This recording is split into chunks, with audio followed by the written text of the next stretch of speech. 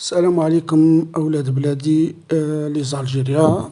هذا فيديو خاص وسبيسياليتي للعياشة وللمراركة، بوسك هما يحبوا الماكلة ويبغيو الحليب ويفضلوا الحليب والأكل، ويفكروا غير في بطونهم، في كروشهم، وما يفكروش في الكرامة تاعهم، في العزة، في النيف، في الرجولة.